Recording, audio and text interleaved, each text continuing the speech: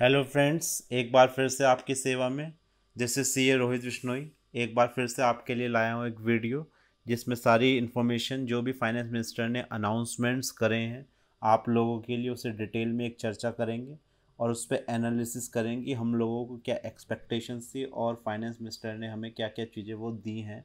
क्या हम उससे वाकई में सेटिस्फाई हैं या अभी हमें उम्मीद करनी चाहिए कि जो आने वाले टाइम में जो मीटिंग होगी कल या परसों उसमें वो चीज़ें हमें मिल सकती हैं। तो आइए स्टार्ट करते हैं आज की ये वीडियो। आप मेरे साथ तक लास्ट तक बने रहिए। आपको मैं आशा करता हूँ सारी चीज़ें ही समझ में आएंगी। अगर आपको समझ में नहीं आती है तो आप मेरे से क्वेरी कर सकते हैं, व्हाट्सएप पे पूछ सकते हैं। तो आइए शुरू करते हैं आज की वीडियो। सबसे पहले जो आज का मेन फोकस था, मोदी जी ने भी कल कहा था कि आत्मनिर्भर भारत। आत्मनिर्भर भारत बेसिकली क्या है? इंडिपेंडेंटली इंडिया को जो बाहर से हम एक्सपोर्ट कर रहे हैं उस चीज़ को भी इन्होंने ख़त्म करने की कोशिश करी है कि जो स्वदेशी अपनाएं। हम लोग जो चीज़ें यहाँ की जो उत्पादन हो रहा है, जो मैन्युफैक्चरिंग हो रही है, हम उस चीज़ को अपनाएं। तो उस चीज़ के लिए भी आज अनाउंसमेंट करें। तो देखते हैं बेसिकली वन बाय वन कि क्या क्या आज बेसिकली अनाउंसमेंट्स करें। पहले एक बार गो थ्रू कर लेते हैं कि क्या क्या आज की इन्फॉर्मेशन थी। प्राइम मिनिस्टर का क्या विज़न रहा? कॉल फॉर आत्मनिर्भर भारत अभियान और self reliant Indian movement. 5 pillar कल मोदी जी ने बताए थे। Economy, infrastructure, system, vibrant demography and demand. Special economic and comprehensive package of ₹20 lakh crore equivalent to 10% of India's GDP. जो भी ये पैकेज दे रहे हैं वो 10% ऑफ इंडियाज जीडीपी, तो बहुत बड़ी अमाउंट है। बट मेन चीज़ है इसका इम्प्लीमेंटेशन, ये चीज़ कैसे पब्लिक तक पहुँचेगी। Third, package to cater to various section including cottage industries, MSMEs, labours, middle class industries. इन्होंने सारी चीज़ों को कवर करा है। Bold reforms across sector will drive the country push toward self reliance. It's time to become vocal for our local product, make them. तो basically Atmanirbhar होना है, चलना है। लॉकडाउन एक कोई सॉल्यूशन नहीं है, हमें आगे बढ़ना है और अपना ध्यान स्वयं रखना है, स्वदेशी प्रोडक्ट को अपनाना है। तो मोदी जी ने बेसिकली ये सब चीज़ें इसमें बताई हैं। और अब हम फोकस करते हैं आज सीतारमण जी जो फाइनेंस मिनिस्टर हैं उन्होंने हमारे लिए क्या क्या अनाउंसमेंट करे हैं। इस 20 लाख करोड़ में से कितना उन्होंने फंड आज बताया कि कैसे वो यूटिलाइज होगा, उसे वन बाय वन करके देखते हैं। बाद में उसे मैं समराइज करूंगा सारी चीज़ों को।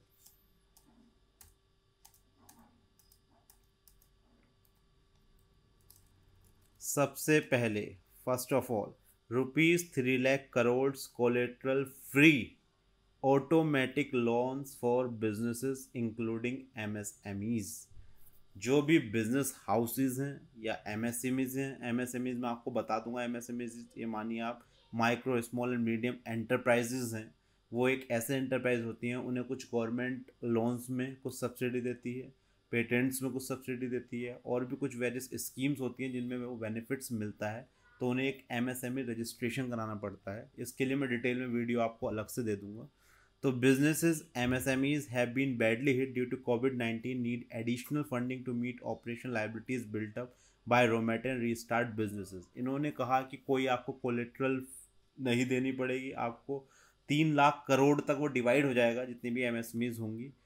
जो ऑपरेशन का रुका हुआ है, रॉ मटेरियल परचेस करना है, ऑपरेशन स्टार्ट करना है, मशीन की मरम्मत करानी है, उसके लिए आपको फंड दिया जाएगा। वो भी कोई आपको कोलेट्रल नहीं देने की ज़रूरत नहीं है। Decision, emergency credit line to businesses, MSMEs from banks and NBFCs up to 20% of entire outstanding credit as on 29/2020. Borrowers with up to ₹25 crore outstanding and ₹100 crore turnover eligible, वो eligible borrowers होंगे। Loans to have 4 tenure with moratorium of 12 months, 12 महीने तक आपको कुछ भी पे नहीं करना है। 12 महीने का इन्होंने मोरेटोरियम पीरियड दिया है। Interest to be capped, 100% credit guarantee cover to banks and NBFC on principal and interest. Credit guarantee दी जाएगी सेंट्रल गवर्नमेंट के द्वारा। Scheme can be avail till 31 October 2020। No guarantee fee, no fresh collateral. तो बहुत ही अच्छी चीज़ है, एक तरह से उद्योग जगत में मतलब क्रांति लाने वाली चीज़ है। जो हमारे एमएसएमई से जो स्मॉल एंटरप्राइज या जो फैक्ट्री हमारी बंद पड़ी हुई है, उस अगर फंड डिप्लॉय अगर हम करते हैं तो इससे क्या होगा, वो फैक्ट्री स्टार्ट हो जाएंगी। वर्कर्स जो हैं वर्कर्स काम करेंगे, वर्कर्स काम करेंगे तो उन्हें सैलरी मिलेगी। तो एक तरह से बहुत ही अच्छा स्टेप है। तो इसका बेनिफिट जो मिलेगा, 45 lakh units can resume business activity and safeguard jobs. 45 lakh unit approx काम अपना स्टार्ट कर देंगे। दूसरा 20,000 करोड़ सबऑर्डिनेट डेप्ट for stress MSME. Stress MSME जो मतलब तनाव में है, जो मतलब ऑलरेडी मतलब बहुत ज़्यादा दिक्कत में चल रही है, फंड्स की प्रॉब्लम्स हो रही है, तो उन्हें 20,000 करोड़ इन्होंने दिया है। Stressed MSMEs need equity support. Government of India will facilitate provision of ₹20,000 crore as subordinate डेप्ट दिया जाएगा। 2 लाख एमएसएमईज, इसमें 2 lakh MSMEs are likely to benefit ले सकेंगी। Functioning MSMEs which are NPA और are stressed will be eligible. जो एनपीओ ऑलरेडी हो चुकी हैं, होने वाली हैं, डाउटफुल हैं, उन्हें भी इसका बेनिफिट दिया जाएगा। Government will provide a support of ₹4,000 crore to CGTMSE को सपोर्ट देंगे। CGTMSE will provide partial credit guarantee देती है वो बैंक्स को। Promoter of the MSME will be given डेप्ट by banks which will then be infuse by the promoter as equity in the unit. बहुत ही बढ़िया ये स्टेप लिया गया है। पहला जो था वो MSMEs विदाउट मतलब जिनका ऑलरेडी कोई NPA नहीं था या तनाव नहीं था, ये वो अभी कोविड-19 की वजह से बंद हुई है। दूसरा जो लोन है 20,000 करोड़ का, ये जो ऑलरेडी NPA हो चुकी हैं, डाउटफुल हैं, उसके लिए। Third 50,000 crore equity infusion for MSE through fund of funds. MSE में face several shortage of equity, proprietors के फंड्स नहीं है, प्रमोटर्स के फंड्स नहीं है, तो fund of fund with corpus of ₹10,000 crore will be set up. एक कॉर्पस बनाया जाएगा 10,000 करोड़ का। Will provide equity funding for MSMEs with growth potential and viability. FOF will be operated through a mother fund and few daughter funds. Fund structure will have leverage of ₹50,000 crore of funds at daughter funds level.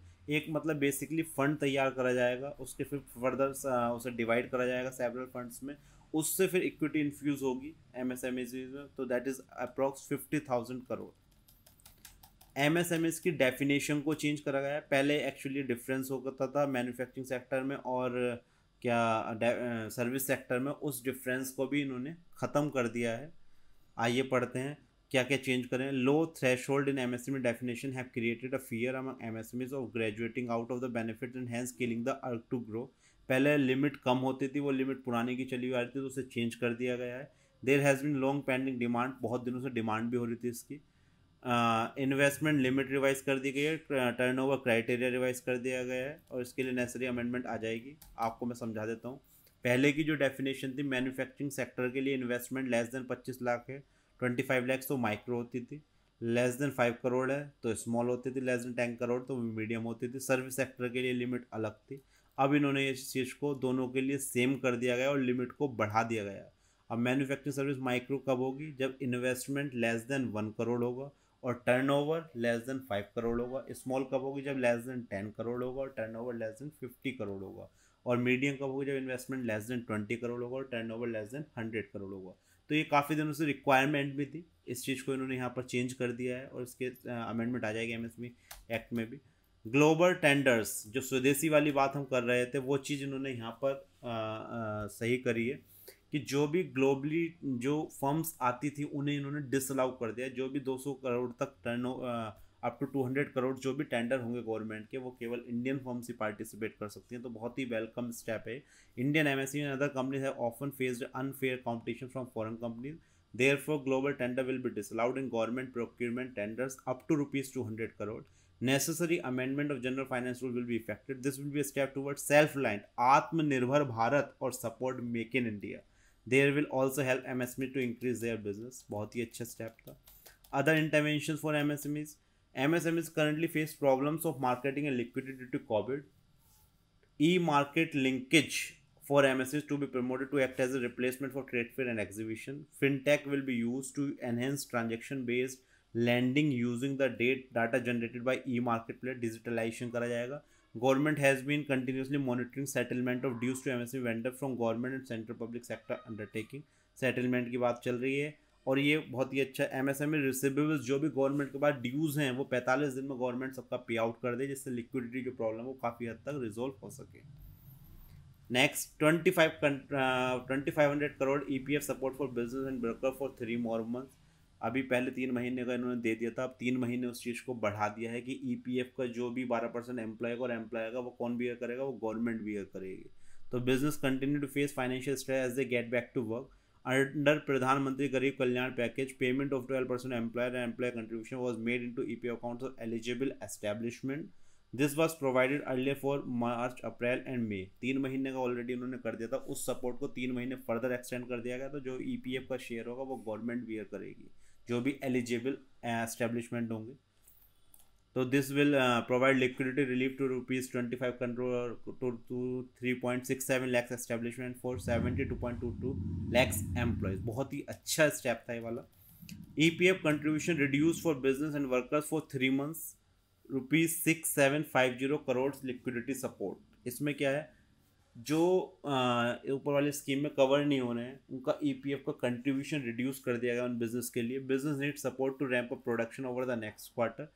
It is necessary to provide more take-home salary to employees and also to give relief to employers in payment of provident fund dues. Therefore, statutory PF contribution of both employer and employee will be reduced to 10% each from existing 12% each for all establishments covered by EPF for next 3 months. CPSCs and state PSUs will, however, continue to contribute 12% as employer contribution. This scheme will be applicable for workers who are not eligible for 24% EPF support under PM Garib Kalyan extension. This will provide relief to about 6.5 lakhs establishment covered under EPFO and about 4.3 crore such employees. This will provide liquidity of ₹6750 crore to employers and employees over 3 months. तो ये दोनों step बहुत ज़्यादा welcome है, इससे liquidity दोनों हमारी increase होगी। आगे चलते हैं। नेक्स्ट है 30,000 crore special liquidity scheme for NBFCs, HFCs और MFIs। भाई लोन की बात कही इन्होंने, अब लोन कहाँ से दिया जाएगा उसके लिए इन्होंने गवर्नमेंट ने सोचा NBFCs, HFCs, MFIs are finding it difficult to raise money in debt markets. Government will launch a ₹30,000 crore special liquidity scheme launch करेगी। गवर्नमेंट क्या करेगी? Special liquidity scheme. Under this scheme, investment will be made in both primary and secondary market transaction in investment grade debt paper or NBFC, HFCs, MFIs will supplement RBI government measures to augment liquidity. Securities will be fully guaranteed, मतलब basically funds race करेंगे, उस funds को फिर आगे loan दिया जाएगा। तो उसके लिए 30,000 करोड़ का स्पेशल लिक्विडिटी स्कीम लॉन्च करी है। That's it. Next 45,000 crore partial credit guarantee scheme 2.0 for NBFCs. NBFCs, HFCs and MFIs with low credit rating require liquidity to do fresh lending to MSME and individuals. Existing PCG scheme to be extended to cover borrowing such as primary issuance of bond CPs of such entities. First 20% of loss will be borne by the guarantor, that is Government of India. AA paper and below including unrated paper eligible for investment, example relevant for many MFIs. This scheme will result in liquidity. Again ये उसके NBFC को support देने के लिए एक initiative लिया गया है 45,000 करोड़ का। Next ₹90,000 crore liquidity injection for discoms. Revenue power distribution companies have plummeted. Unprecedented cash flow problem accompanied by demand reduction. भाई सारी फैक्ट्रीज हमारी बंद हो चुकी हैं, मैन्युफैक्चरिंग इंडस्ट्रीज बंद हो चुकी हैं, तो जो पावर जनरेशन के जो रेवेन्यू आता था वो सब कुछ मतलब बहुत ज़्यादा रिड्यूस लेवल पर हो चुका है। तो उसे सपोर्ट करने के लिए गवर्नमेंट ने 90,000 करोड़ का एक इंजेक्शन लगाया है। Discom payables by power generation transmission companies currently 95,000 crore infuse liquidity 9,000 discoms against receivables. Loans to be given against state guarantee. यहाँ पर गारंटी कौन देगा? स्टेट गवर्नमेंट देगी। For exclusive purpose discharging liability of discoms to gencos. Linkage to specific activity reforms. Digital payment facility by discoms for consumers. Liquidation of outstanding dues of state government. Plan to reduce financial operational losses. Central power public sector generation companies shall give in rebate to discoms which shall be passed on the final consumer. एक basically public sector जो भी हमारी बिजली company थी उनके लिए rebate दी गई है 90,000 करोड़ की, कि जो भी उन्हें फंड्स मिलेंगे अगेंस्ट रिसीवेबल्स, जो भी उनके मतलब ड्यूज़ हैं उसके अगेंस्ट मिलेंगे स्टेट गवर्नमेंट की गारंटी पर। तो उसमें एक अलग ही जान आएगी, क्योंकि लाइट की अब जो बेसिकली हम कंजम्पशन हो रही है वो हाउस होल्ड्स कर रहे हैं, और सबसे ज़्यादा जो इसकी कंजप्शन होती है तो फैक्ट्रीज़ करती थी, उसकी वजह से इनका रेवेन्यू काफ़ी कम हुआ है।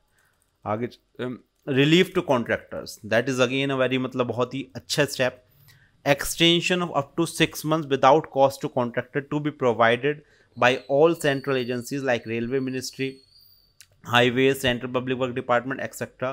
covers construction works and goods and service contract, covers obligations like completion of work intermediate by 6 महीने का एक्सटेंशन दिया है कॉन्ट्रैक्टर को। जो भी काम में डिले वगैरह हुआ है कोविड-19 की वजह से उसकी कोई कॉस्ट नहीं आएगी, जो भी अगर आएगी तो वो गवर्नमेंट भी करेगी।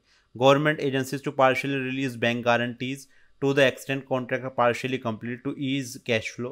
भाई कैश फ्लो की प्रॉब्लम होगी, जितना उन्होंने वर्क कंप्लीट कर दिया उतने लेवल की वो बैंक गारंटी रिलीज कर दें, इससे कैश की प्रॉब्लम्स खत्म होगी। बहुत ही अच्छा step. Extension of registration and completion data date of real estate projects under RERA. RERA की वजह से कुछ गाइडलाइंस जो हैं वो फुलफिल नहीं हो पाई कोविड-19 की वजह से, तो उसकी रिलैक्सेशन से रिलीज कर दिया है। Adverse impact due to Covid and project stand the risk of defaulting on RERA timelines need to be extended. Ministry of Housing and Urban Affairs will advise state UTs and their regulatory authority to the following effect: treat COVID-19 as an event of force majeure under RERA, extend the registration and completion date suo motu by 6 months for all registered projects expiring on or after 25th March 2020 without individual application. Regulatory authorities may extend this for another period up to 3 months if needed. भाई 6 महीने extension ऐसे दे दिया, 3 महीने से और बढ़ा सकते हैं अगर उन्हें लगता है requirement. Issue fresh project registration certificate automatically with revise timeline. Extend timeline for various statutory compliances जो भी थे उनके लिए भी साइमल्टेनियसली वो बढ़ जाएगी। These measure will distress real estate developers. इससे रियल एस्टेट सेक्टर में जान आएगी। जो रेरा के जो उनकी कंप्लाइंसेस थे उसमें जो डिफ़ॉल्ट होगा वो नहीं होगा इस तरह से। तो यहाँ भी उन्होंने कंस्ट्रक्शन से रिलेटेड जो बिल्डिंग्स वगैरह हमारा काम चल रहा है, real estate sector already down था, उसमें एक जान फूंकने की कोशिश करी गई है। ₹50,000 करोड़ लिक्विडिटी थ्रू TDS और TCS रेट रिडक्शन। यहाँ पर एक चीज़ आई है, जो भी हमारे TDS के रेट्स हैं करंटली, जस्ट लाइक प्रोफेशनल के लिए 10% होता है, रेंट के लिए 10% होता है, उस रेट को 25% रिड्यूस कर दिया गया है। अल्टीमेटली क्या कराया उसे 25%, जस्ट लाइक आपका 1,000 रुपये था, 1,000 रुपये 10% कटा 100 रुपये कटे, तो वो 10% की जगह अब क्या हो गया 25% उसमें रिड्यूस कर 7.5% हो गया है। तो जो 25% रेट कम हुआ है उसका क्या बेनिफिट होगा, जो पेमेंट हम कर रहे हैं 25% आपको ज़्यादा पेमेंट मिलेगा, तो उससे लिक्विडिटी जो होगी वो आपकी बढ़ जाएगी। बट ये जो केस अदर देन सैलरी में कोई भी रिलीफ नहीं मिला है। जो सैलरी के अलावा जो TDS कटता है और TCS उसमें रिलीफ मिला है। आइए पढ़ लेते हैं इस चीज़ को। In order to provide more funds at the disposal of the tax payer, the rate of TDS for non salaried specified payment made to resident and rate at TCS for the specified resident shall be reduce by 25% of the existing rate.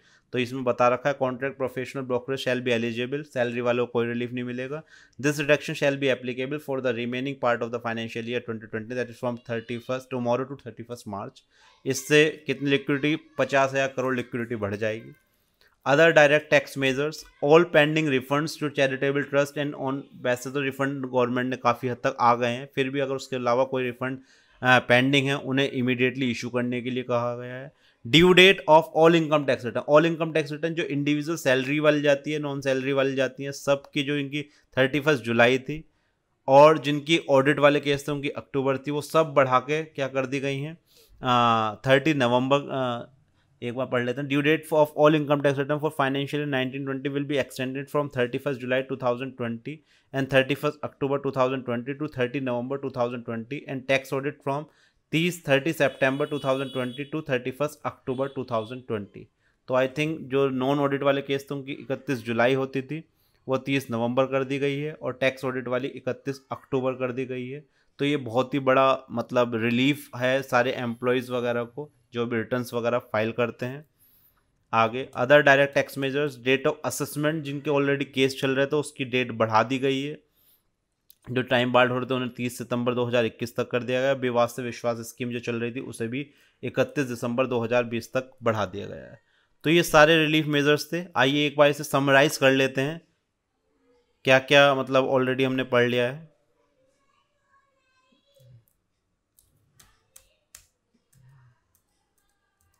This is एक बार मैं summary आपको बताता हूँ। 3 lakh crore collateral free automatic loans दिए गए हैं। 20,000 crore subordinate loan दिए गए हैं जो ऑलरेडी लोन चल रहे हैं सपोर्ट करने के लिए। 50,000 करोड़ इक्विटी इन्फ्यूजन दिया गया है एक फंड बनाकर।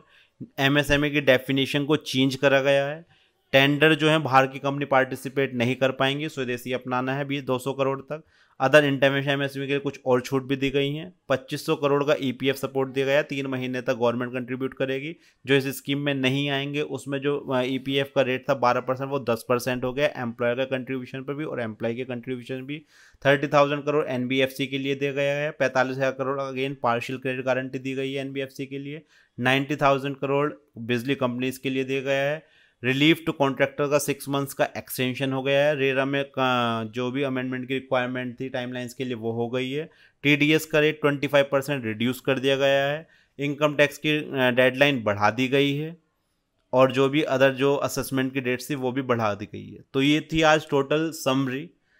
तो जो आज रिलीफ हमें मिले हैं, अब इन चीज़ों से ये तो मिल गई हैं हमें, एक एनालिसिस में आपको बताता हूँ क्या क्या हम चीज़ सोच रहे थे, क्या क्या चीज़ें हमें नहीं मिल पाई हैं। सबसे पहले एक तो ये मीटिंग जो है केवल 1.5 घंटे की हुई है। जैसे हम बजट में शुरू होता मॉर्निंग से इवनिंग तक, तो एक दिन में सारी चीज़ें क्लियर हो जाती, वो ज़्यादा बेटर होता। अब हमें 2-3 दिन और वेट करना पड़ेगा। तो meeting should be held in one go like budget, वो चीज़ नहीं हो पाई है। अभी भी काफ़ी चीज़ें मतलब क्लियर नहीं है, उसके लिए हमें वेट करना पड़ेगा। Third, late relief given. ये जो रिलीफ आया है फैक्ट्रीज़ के लिए बहुत लेट आया, आई थिंक सो। अगर यही मीटिंग 1 मई को होती तो जो वर्कर्स अपने वर्किंग प्लेस से दूसरी जगह होम टाउन गए हैं और जो प्रॉब्लम फेस कर रहे हैं वो प्रॉब्लम फेस नहीं करनी पड़ती। अगर गवर्नमेंट उन्हें पहले से एश्योर कर देती कि हम प्लानिंग कर रहे हैं, आप इतने दिन और रहिए, या उन्हें कुछ पैकेज पहले से स्टिमुलेट कर देती, तो जो कंपनीज होती तो वो भी वर्कर को अपने एश्योर करते। तो अभी जो हम प्रॉब्लम फेस कर रहे हैं इससे बहुत ज़्यादा प्रॉब्लम, एक तो उन्हें वापस लाना बहुत मुश्किल है। जब तक वो नहीं आएंगे फैक्ट्री हमारी कंटिन्यू हो पाएंगी, और उनके जाने से जो प्रॉब्लम हुई है कोरोना से रिलेटेड, उस चीज़ को भी कंट्रोल करना बहुत मुश्किल है। Third, creation of demand.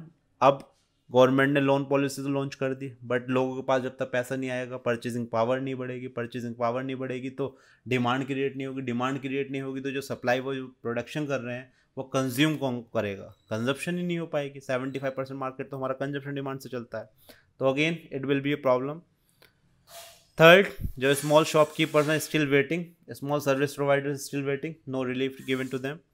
Loan policy, loan policy government बहुत अच्छी है, बट इंटरेस्ट की सब्सिडी का प्रोविज़न होना चाहिए था, जो एक्सपेक्ट कर रहे थे वो नहीं आया है। Waiver of rent of various shops houses, अभी तक इसकी कोई बात नहीं हुई है। Waiver of electricity water charges, इसकी कोई बात नहीं हुई है। वेवर ऑफ स्कूल फीस, इसकी कोई बात नहीं हुई है। तो अभी देखते हैं, अभी 2-3 दिन लेट्स सी क्या होता है। आने वाले टाइम में कल और परसों भी मीटिंग है, उम्मीद करते हैं कि इन चीज़ों को भी कंसिडर करा जाए और डायरेक्ट क्रेडिट फैसिलिटी हमारे अकाउंट में, जो मिडिल क्लास लोग हैं उनके डायरेक्ट अकाउंट में आए, तो उससे एक परचेजिंग पावर क्रिएट होगी। तो जो ये उद्योग जगत हमारा चलेगा उसकी जो सप्लाई होगी वो डिमांड मीट कर पाएगी और एक तरह से हम दोबारा से पटरी पर आ सकेंगे। तो ये थी पूरी मेरी एक वीडियो, एक प्रॉपर एनालिसिस सब चीज़ों का।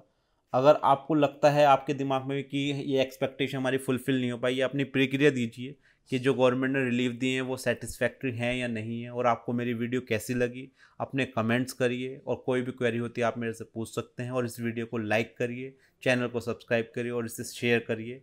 Thank you, that's it. फिर मिलेंगे next time. Bye bye, thank you lot.